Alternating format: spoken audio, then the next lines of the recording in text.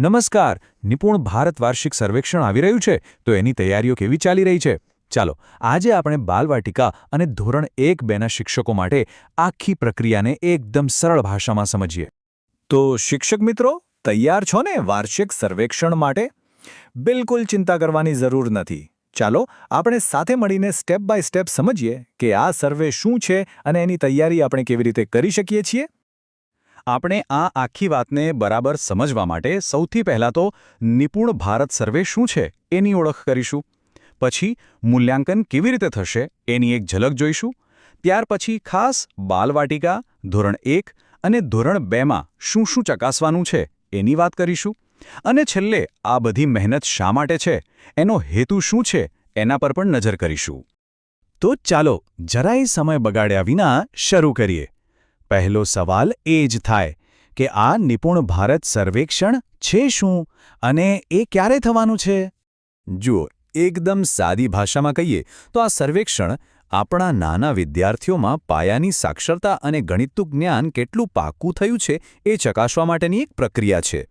અને હા, એક વાત બરાબર ગાંઠ બાંધી લેજો. આના માટે ફક્ત અને ફક્ત GCRT દ્વારા જે ઓફિશિયલ મટીરિયલ આપવામાં આવ્યું છે એનો જ ઉપયોગ કરવાનો છે. હવે તારીખો ખાસ નોંધી લેજો. 1 થી 10 માર્ચ 2026 સુધીમાં વર્ગ શિક્ષકોએ જાતે જ મૂલ્યાંકન એટલે કે સ્વમૂલ્યાંકન કરી લેવાનું છે. એ પછી માર્ચ મહિનામાં જ બહારથી એક મૂલ્યાંકનકાર ચકાસણી માટે આવશે. અને આ બધું પતી જાય પછી બધો જ ડેટા આપણે ઓનલાઈન પોર્ટલ પર અપલોડ કરવાનું છે. આમાં જરાય મોડું ન થવું જોઈએ. ચાલો હવે આપણે મૂલ્યાંકનની જે પ્રક્રિયા છે એને થોડી ઊંડાણથી સમજીએ. આમાં મુખ્યત્વે 2 ભાગ છે અને બંને ભાગને સમજવા આપણા માટે ખૂબ જ અગત્યના છે. જુઓ, પહેલું છે સ્વમૂલ્યાંકન. આ તો આપણે એટલે કે વર્ગ શિક્ષકે પોતાના વર્ગના દરેક બાળકનું કરવાનું છે. અને બીજું છે બાહ્ય મૂલ્યાંકન. આમાં બહારથી કોઈ અધિકારી આવશે અને એ ચેક કરશે કે આપણે જે પ્રક્રિયા કરી છે એ બરાબર છે કે નહીં. એટલે જ બંને મૂલ્યાંકનના પરિણામોમાં બહુ મોટો ફરક ના આવવો જોઈએ એનું ખાસ ધ્યાન રાખવું. આ આખી પ્રોસેસ છે ને એને આપણે 4 સિમ્પલ સ્ટેપ્સમાં વહેંચી શકીએ. પહેલું, તૈયારી કરો. પણ શેનાથી? ફક્ત GCERTના ઓફિશિયલ પેપર્સ અને ફોર્મેટથી. બીજું, મૂલ્યાંકન કરો. જેમ સૂચના આપી હોય એ પ્રમાણે જ વ્યક્તિગત કે જૂથમાં. ત્રીજું, જેવું બાળક પરફોર્મ કરે તરત જ એને આપેલી શીટમાં માર્ક કરી દો. અને ચોથું, ફાઇનલ સ્કોરને ઓનલાઈન પોર્ટલ પર ચડાવી દો. બસ આટલું જ કરવાનું છે. તો ચાલો હવે આપણે ધોરણ પ્રમાણે વાત કરીએ. સૌથી પહેલા શરૂઆત કરીએ આપણા ક્લાસના સૌથી નાના વહાલા ભૂલકાઓથી, એટલે કે બાલવાટિકાથી. બાલવાટિકામાં ગુજરાતી ભાષા માટે 4 મુખ્ય બાબતો પર ધ્યાન આપવાનું છે. એક છે શ્રુતિલેખન, જે આખા ગ્રુપમાં એકસાથે થશે. પણ એ પછીની 3 પ્રવૃત્તિઓ એટલે કે અક્ષર ઓળખ, ચિત્રનું વર્ણન અને શબ્દ સાથે ચિત્રનું જોડાણ, આ ત્રણે દરેક બાળક સાથે 1 to 1 એટલે કે વ્યક્તિગત રીતે કરવાની છે. આ ખાસ યાદ રાખજો. અને હા, એક બહુ જ મહત્વની માહિતી. શ્રુતલેખન માટે કયા શબ્દો બોલવાના છે એ પણ નક્કી જ છે.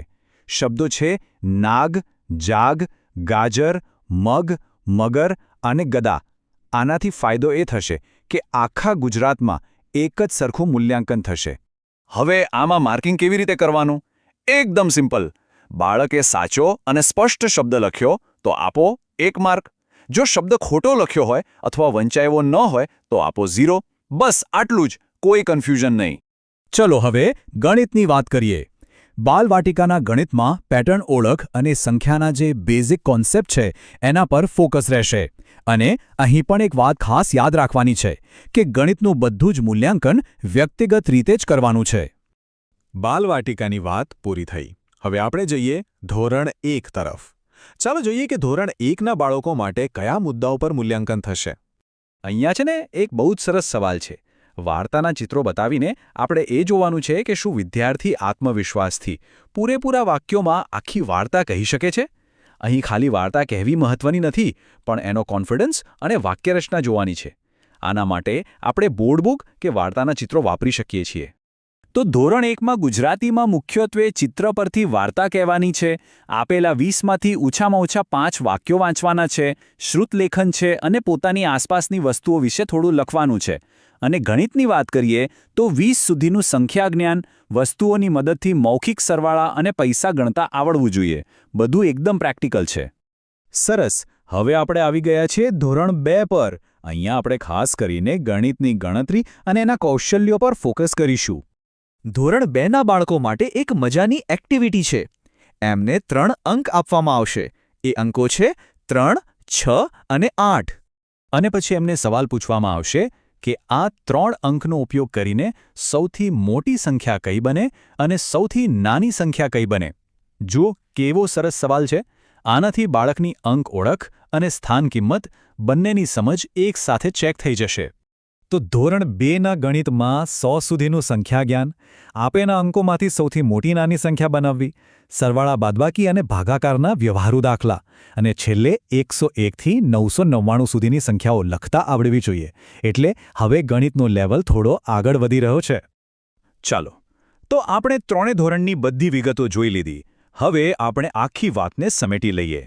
સૌથી અગત્યના મુદ્દા કયા છે અને આ બધું આપણે શા માટે કરી રહ્યા છીએ, એનો હેતુ શું છે, એને ફરી એકવાર સમજી લઈએ. આ 4 વાતો બરાબર યાદ રાખી લેજો. પહેલું, ફક્ત અને ફક્ત GCERTની સામગ્રી જ વાપરવી. બીજું, કઈ પ્રવૃત્તિ એકલા કરવાની છે અને કઈ ગ્રુપમાં, એના પર ખાસ ધ્યાન આપવું. ત્રીજું, ડેટા એન્ટ્રી એકદમ ચોક્કસાઈથી અને ટાઈમસર કરવી. અને ચોથું, આપણા ધોરણમાં કયા કૌશલ્ય ચકાસવાના છે એની આપણને પાક્કી ખબર હોવી જોઈએ.